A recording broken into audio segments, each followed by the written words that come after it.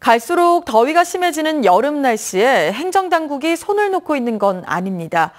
광주 온도 1도씩 낮추기 등과 같은 중장기적 대책을 시행하고 있기는 한데 이게 얼마나 효과가 있을지는 모르겠습니다. 김철원 기자입니다.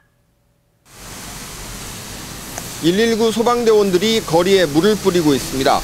달구어진 도심 거리를 식혀보자고 광주시가 지난 주말부터 시작한 폭염 대책입니다. 물이 뿌려지는 순간만큼은 시원해서 시민들이 좋아합니다. 물 뿌렸을 때랑 안 뿌렸을 때랑 좀 비교해서 차이가 많이 나지. 온도 차이가. 좀 좋으신가요? 이렇게? 뭐 좋기만 해. 그냥 자주 와서 뿌려줘요. 하지만 광주시의 이 같은 폭염 대책은 즉흥적이라는 비판을 피하기 어렵습니다. 물 뿌리기 대책의 경우 광주시가 살수차를 아직까지 확보하지 못해 이렇게 비상 대기해야 하는 소방차까지 동원해 물 뿌리기를 하고 있는 실정입니다. 무더위 쉼터를 운영하고 경로당에 에어컨을 놓는 등의 단기 대책만큼이나 광주시는 도심 열섬 현상을 완화할 수 있는 근본 방안을 고민하고 있습니다. 광주의 폭염 일수가 22년 만에 최악이었던 지난해 여름을 나면서 단기 대책만으로는 한계를 절감했기 때문입니다.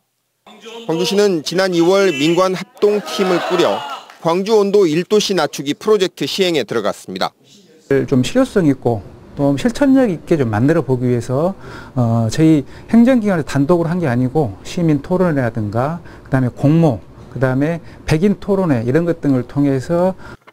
하지만 이 팀에서 내놓은 시민 실천 과제 등을 보면 대중교통 이용하기, 나무 심기 등과 같은 보편적인 것들이어서 더워진 광주를 식힐 수 있는 지역적 특성을 반영한 실질적인 대책인지에 대한 의문이 들기도 합니다.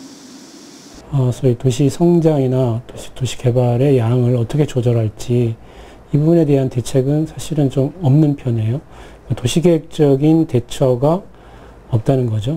열섬 현상 완화를 위해 나무를 심고 숲 공간을 확보해야 한다면서 민간 건설사의 공원 면적의 30% 개발권을 인정해주는 민간공원 사업을 추진했던 것 역시 정책적으로는 모순이 아니었는지 성찰이 필요한 대목입니다.